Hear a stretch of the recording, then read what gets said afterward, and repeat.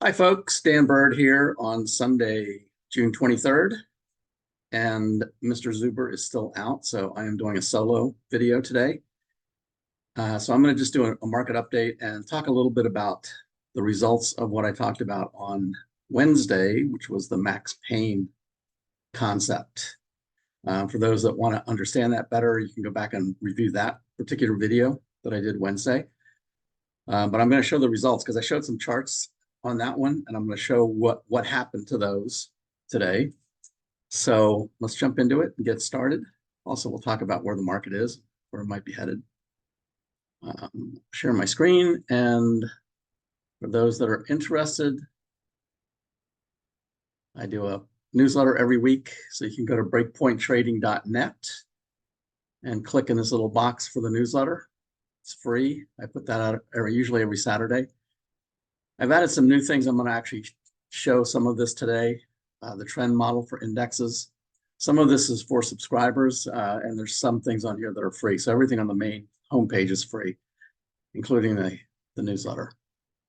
So where shall we begin? Let's start with taking a look at what the sectors did. So I've shown this chart before in the past. It's basically a 10-minute chart. And this is one that I keep open every day as I'm watching the market. I'll show you where to find this on the website if you want to do the same thing. But I keep this open. I'm using stock charts. Stock charts lets me update this. It will automatically update it every 15 seconds. So I don't have to refresh it or anything. I just come back and look at it and see where it's at. It's got the S&P on the top, and down below it are the sectors. So mostly the aggressive sectors on the left and the defensive sectors on the right. And you can see that while the market came down a little bit, basically went sideways on Friday. And that dashed red line right there is Monday's open. So shows you where we opened on Monday and the status as we moved along through the week. So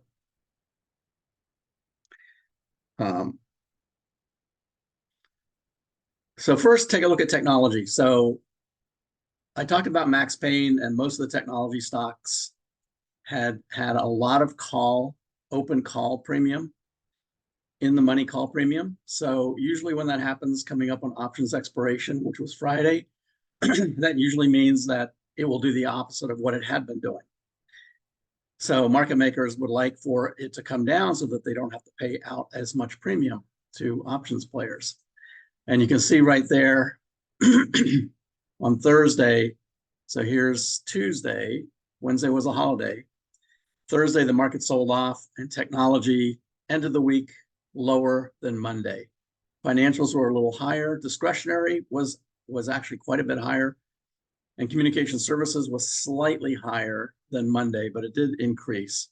So those two are aggressive sectors. Industrials were kind of sideways.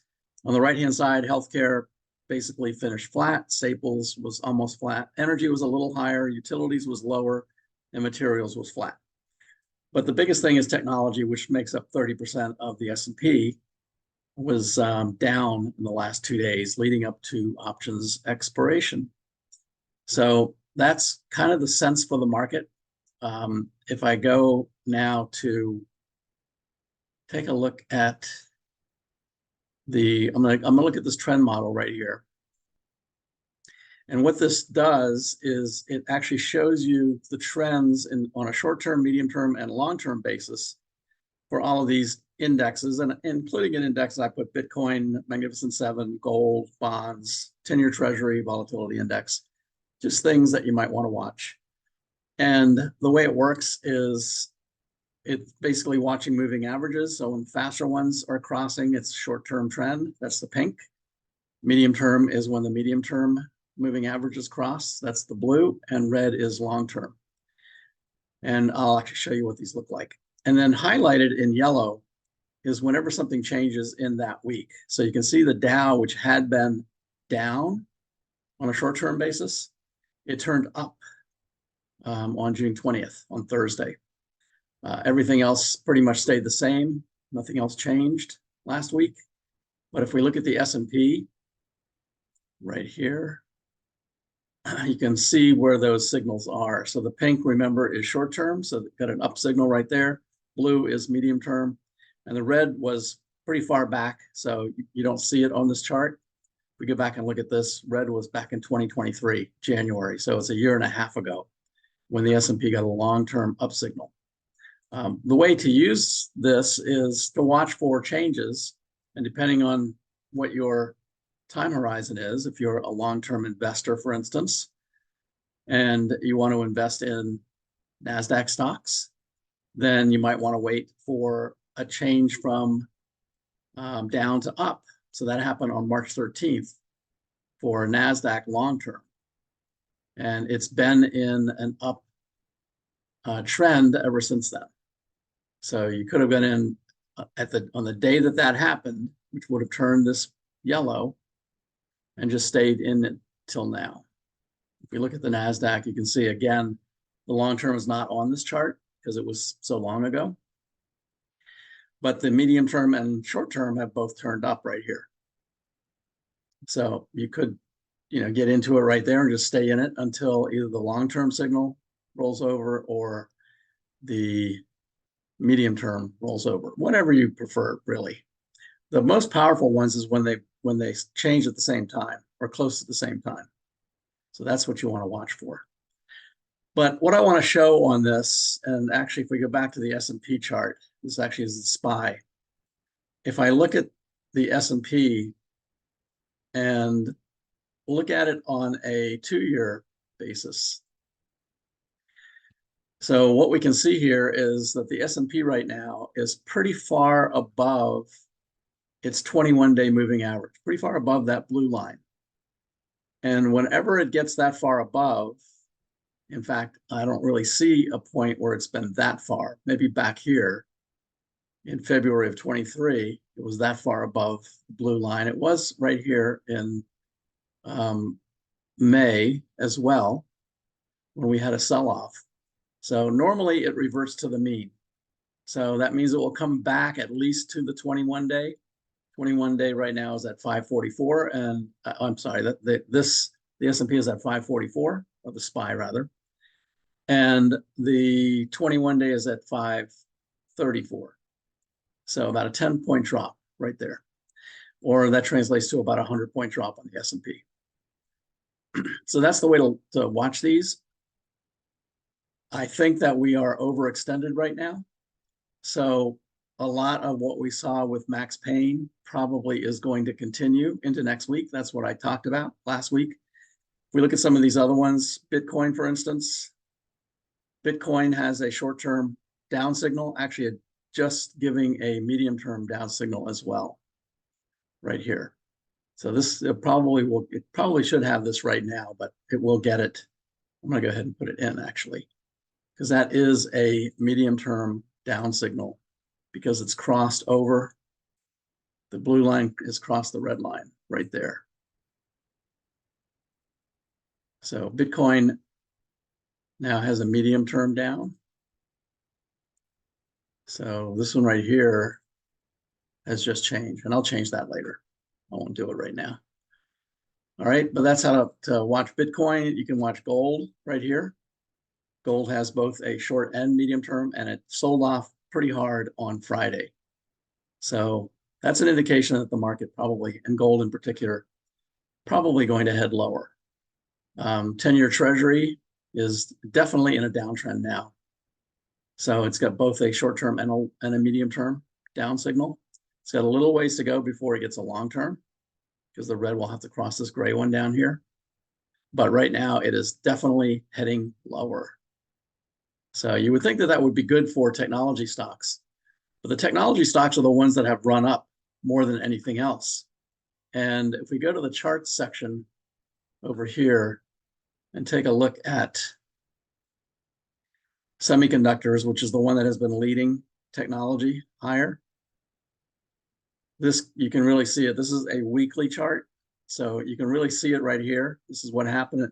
It had a big, huge run up early in the week. And then Thursday and Friday sold off pretty hard. And look at the volume down below. Now that's normal volume for options expiration, that red one. The green one though is very much above normal volume. So that to me looks like a blow off top. There was a lot of buying coming into last week, and then we got options expiration. And a lot of those call premium are going to get exercised. And when they get exercised, that means the people that had the options are going to actually keep the stock. So they will actually exercise their options, which is one of the reasons it came down. And I'm going to show you some of these charts in a second. But that will continue next week. So the exercise will continue next week, and more people will be, the market makers in particular, will be selling in order to accommodate all of those people with call options that want to actually own the stock. It's kind of counterintuitive, but that's the way the market works. So there'll be a lot of selling in order to build up the inventory in order to accommodate people that want to buy. That means a lot of stops will get taken out. So anybody that has stops in, don't be surprised. They could be taken out. This also highlights what I was pointing out before about how far away from the 21-day, which is this support line right here, how far away from the 21-day this is right now. So that typically results in a reversion to the mean. So I would not be surprised to see this come back down, semiconductors in particular, but most of technology as well. If we look at this on a 2-year, and this is a daily chart now, you can see it pretty clearly as well. In the zoomed in one on the right-hand side, so these are 2 days worth, that's Thursday and Friday, right into options expiration. And big significant sell-off. And take a look at the indicators at the top. Basically a MACD, it's essentially a double top. So you can see where it rolled over right here, went below the red line. It's just about ready to do that. Probably one more day, maybe Monday. That's going to roll over. And then it goes significantly lower like it did right here. So in this case, it was well above the 21-day, not as much as it was here, but reversion to the mean, and then actually went down below the 50. So it should not be surprising for this to come down all the way to the 50, probably right where this support is, which is right at the 50. So that wouldn't surprise me. I think we're probably going to have a sell-off in semiconductors. And I think what we need to watch is the market going to move out of technology into other sectors? Or are they just going to sell and move to cash? That I don't know what the answer to that is. That's a very important thing to watch. From the sector charts that I showed you before, it looks like they're already starting to move a little bit into other sectors. That would be healthy in general, but technology makes up 30% of the S&P and almost, I think it's 45% of the NASDAQ. So it will pull the whole market down when that happens. But this right here is the thing that concerns me. And this being as far away as it is and going into options expiration and all of those things together imply that we're probably going to have more selling going into next week. So we'll keep an eye on that. That's what it looks like in a closer view. So you can see big sell-off on Thursday, a little bit gap down on Friday, and then recovered. There were buyers that came in, and then it sold off again and ended lower. So this means indecision, this candle right here. It's closed this gap basically right in here, but there's another gap open down here, which will bring it right down to the 21-day moving average. So again, this could mean that it's done and it might start heading higher, but I actually think it's going to be a continuation pattern, and the selling may continue on Monday. We'll see. By the way, when I put that video out on Wednesday when the market was closed, there were a few people. One person actually sent me a note and probably is watching this, so you know who you are. Made a significant amount of money in about 5 minutes. He put on the trade on Thursday.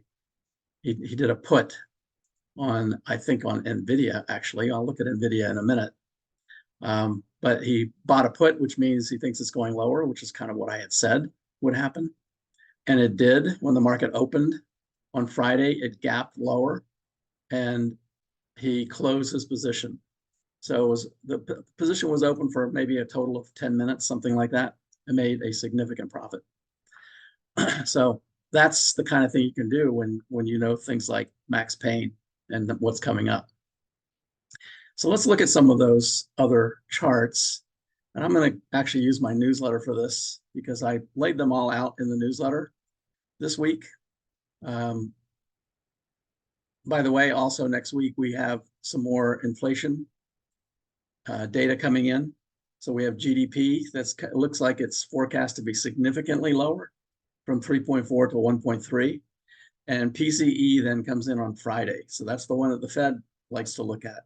Right now, there's no forecast for it, at least as of Saturday when I did this newsletter. This probably will get filled in with a forecast as the week moves on. So we'll see what they're forecasting, but I suspect it's probably going to expect it to be flat. So the year over year is 2.8. So we'll see if that holds. What I wanted to show you, so there's triple witching, which is what we just had, options expiration. And this was to highlight the volume. You can see the volume on the triple witching days and how much happens. This is an explanation of Max Payne. So I went over Max Payne and I actually showed the calculation to show NVIDIA. Max Payne point was $73. Now, as I said, that does not mean it's going to get there. The guy that bought a put bought it right at the market, about at 130. We'll look at it. We'll look at the chart in a second. The other interesting thing that I highlighted here in the newsletter Saturday is Sirius down here. Look at this one. This is the other side. So in this case, when you see green, that means they have an inordinate amount of puts against that stock. So again, for the market makers to have to pay out the least amount of premium, they want to find where the equilibrium point is. And in this case, when lots of puts are being purchased, then that means the equilibrium point is at a higher price instead of a lower price. In this case, 80%, potentially 80% higher. Now, interestingly, and I put it right in here, there's a link right here to Berkshire Hathaway, that's Warren Buffett, his portfolio. And this is the report that came out in fourth quarter of 23. Now, that means that he's made these purchases already, so it's not something that's pending or even may not even be that recent. But Warren Buffett rarely buys things for just 1 or 2 quarters. He usually will take positions for a much longer period. And you can see the 3 major positions that he took that was reported in the fourth quarter. Chevron and Occidental are not surprising, but Sirius XM is surprising. So 30 million shares he added to his position in the fourth quarter, a roughly $190 million stake in Sirius. It's a very small amount in his portfolio, but could have a big effect. The other thing too is that Sirius is on the short squeeze list. I send alerts out to folks when something comes up on the short squeeze that looks like it's starting to move. And Sirius is on that list. And here's the chart for Sirius. Look at the volume on Friday. Now, again, that's options expiration. But Sirius looks like it's just beginning to move. The max pain point, you can see the arrow there where max pain is, 475. And shorts don't really feel pain until the price starts to get above the point where they shorted. And that's usually at a resistance level. So the first resistance level, and I drew those into this chart, the first resistance level is right there at about 325, 320, something around there. Right now it's on Friday was selling for 293. And then the next one is up at around 490. So if it gets above those two, there probably will be a little bit of short squeeze that goes on. But if it gets up above the max pain point, 475, I think there'll be a huge short squeeze put on Sirius. That doesn't mean it's going to get there. It may not. So anyway, these are the charts that I went through. These are the ones that I showed you on that list for Max Payne. And we'll take a look and see how they actually did. Now, when I showed this list on Wednesday, I had already drawn in the support levels. And I said, again, the red line at the bottom is the Max Payne. that was calculated. That's the equilibrium point between calls and puts. And that doesn't mean it's going to get to that price. In fact, it rarely ever does unless it's already pretty close. But it does give a sense for direction, which if you're an options player, that can be very useful to know what the direction of a stock or the index will be. So there's the S&P right there. You see it came down a little bit. Here's the NASDAQ. Both of them came down, but they really only came down to the 5-day moving average. So they didn't come down significantly yet. We'll have to see if they come back down to the mean, which is down there at the that support line, and that would fill the gap on the NASDAQ. So here's the interesting ones. Here's NVIDIA. Almost made it down to that support line, and there's a second, and then the 21-day is at 119, 120, let's call it. So right now it's it ended at 126, so it could get down to easily get down to 120. Could get down to 115, which is the next support level, and then the major support, of course, $100 is probably a nice round number at the 50-day, and below that's 95. And you see Max Payne way down there at 73, which I don't think it'll get that far, but it could certainly make it down to 115. And I think the semiconductor sector in general is pretty much tapped out. And I think there's going to be a lot of profit taking in addition to what's going to happen next week with Max Payne. Here, and by the way, the worst days of the month, of every month, back to 1950 is the 19th to the 26th. So that's basically through Wednesday of next week. So hold on to your seats. Here's Amazon. Amazon actually went the opposite direction. Max Payne was way down there, way at the bottom. And Amazon actually went the opposite way. Now, Amazon is right at a triple top level. So we'll see if it goes higher and breaks out of that triple top or if it gets rejected. Here's Broadcom. Broadcom announced the split.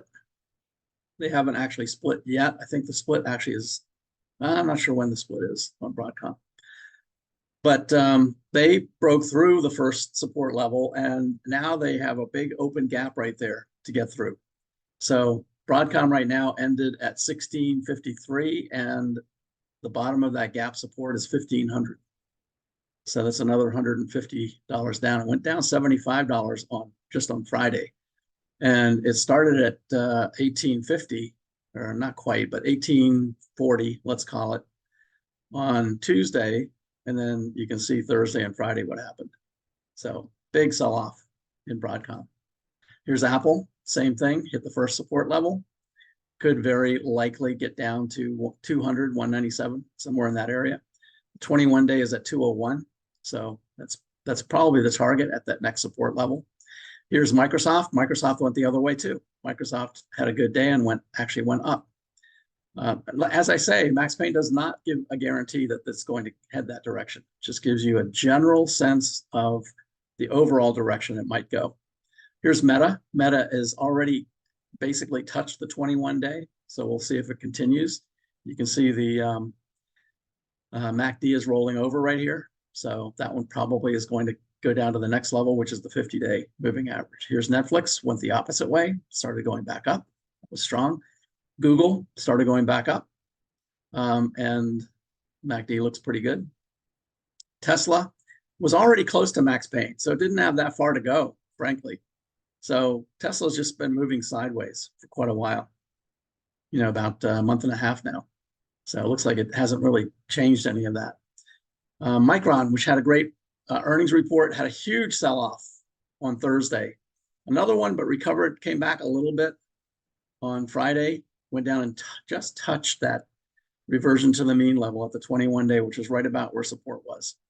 So we'll see if that one will continue. And keep in mind, again, that's a semiconductor stock. Here's CrowdStrike, software stock, came down and then came right back up. That was a strong look, but the MACD is starting to roll over on the top. This one here, AMD, has just been going sideways and actually trending down, but it actually went up a little bit into Max Payne. So, which actually is not surprising, but because AMD, you can see where the Max Payne is much closer. than it has been on the other ones. That's because there have been more puts bought on AMD. You can see how much AMD has sold off. Even in the last month, AMD was selling off. So that means there were more puts out there. So the equilibrium point was a little bit closer to where the price was. So it didn't really move that much. Chipotle, which announced a 50-for-1 split, and that split will happen on Wednesday. So this one sold off big time on Thursday going into Max Payne. And you kind of might have predicted it based on that spinning top doji that happened on Tuesday. Again, that's indecision. That usually happens when it's at the top or the bottom of a run. That usually means a reversal. It's a reversal pattern. And that was a huge reversal. It took out 3.5 days worth of buying and went below that support level and went down and touched the 21-day. So it's sitting right on that right now. So we'll see if, and the MACD is rolling over. So we'll see if the split on Wednesday helps it out at all. I suspect it's probably going to make it down to the 50-day before the split happens. And then you can get shares a lot cheaper. Here's Costco, same thing. Thursday and Friday, big sell-off for Costco. Not quite down to the support or the 21, but getting there. And you can see that the momentum indicator is rolling over as well, actually going below the 0 line. So that one actually has more downside perhaps to come. JP Morgan didn't really do much. It's been just kind of going sideways anyway. So didn't do much on that. And finally, Walmart hung in there actually. So again, if you look at most of the names that sold off, they were mostly semiconductor or technology stocks, although some of the big mega caps hung in there pretty well and went up a little bit. So we'll see what happens next week, but Max Payne usually continues into the first couple of days of the next week. And it's not a coincidence that the worst days of the month, every month going back 75 years, are the 19th to the 26th, because that's exactly the period when options expire. So that shouldn't really be too surprising. So that's a look at it. Watch out on Monday. I think the market may continue to go a little bit lower on Monday. By the way, I put the same kind of trend model down here on Magnificent 7 as well. So you can kind of do the same thing. It shows you right here, this is updated every day, shows you when things are starting to move, but the trend model will show you the dates when they happen.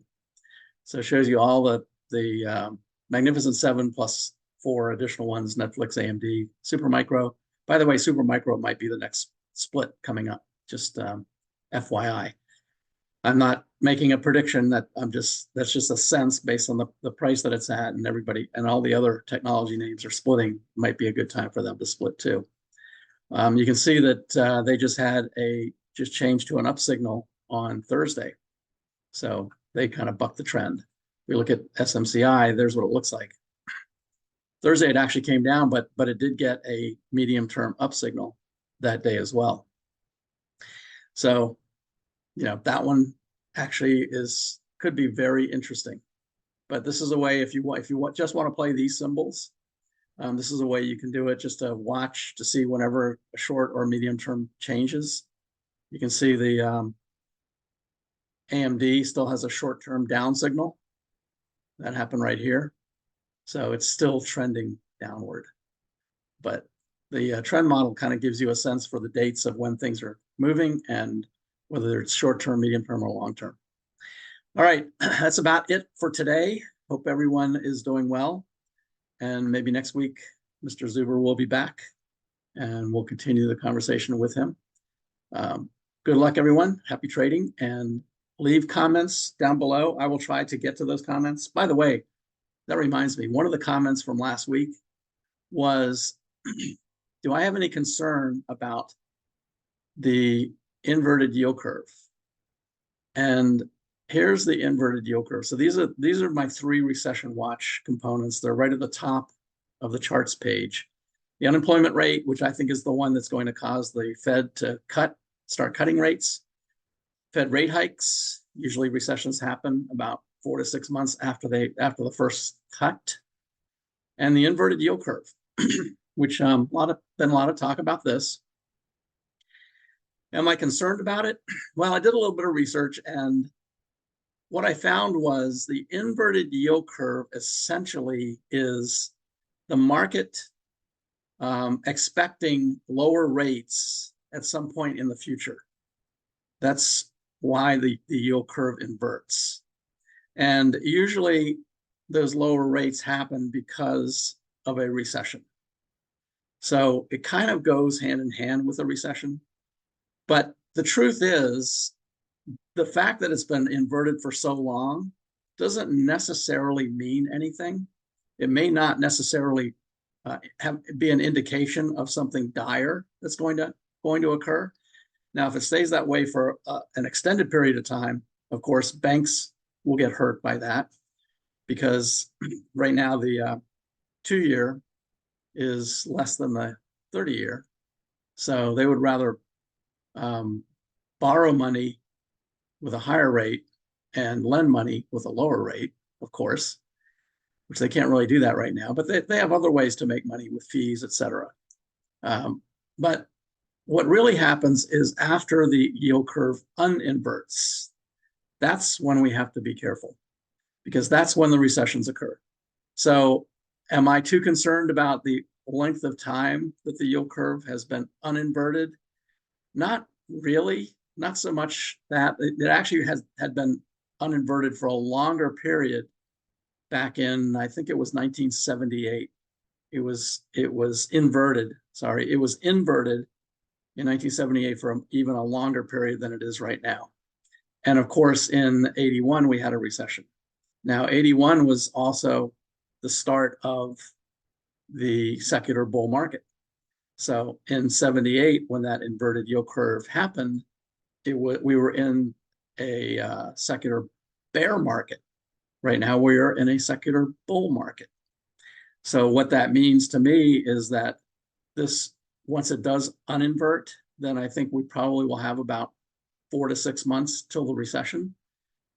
But the recession will be short and shallow because we are in a secular bull market. And the second video I did on Wednesday was, can the Dow make it to 100,000? And I showed how it certainly could, how Stock Traders Almanac predicted back when it was 12,000 that it would hit 38.8 by 2025, and it's there right now. So it made it a little bit earlier than what they were saying. And that was a 325% increase. And to get to 100,000 is only a 260% increase from here. Now, when Stock Traders Almanac made that prediction, it was at the very beginning of a secular bull market, this one that we're in, which they usually last 18 to 20 years. So the next one will get that benefit too, but that bull market may end before the Dow actually hits 100,000. But I don't think if we get a recession, it will be long, and it will be shallow when we do get one. So probably sometime in Q2 next year. All right, so that's my opinion, and it doesn't mean that's what's going to happen. That's just my opinion, looking at history and looking at how things have worked out in the past. In general, it doesn't concern me that it's been inverted for so long, but when it uninverts, lots of things are going to happen when that happens. So watch out. All right, that's it. Thanks, everyone. Have a great week and happy trading. Be careful next week. And I'll talk to you hopefully maybe Wednesday. I'll do a midweek again. Thanks.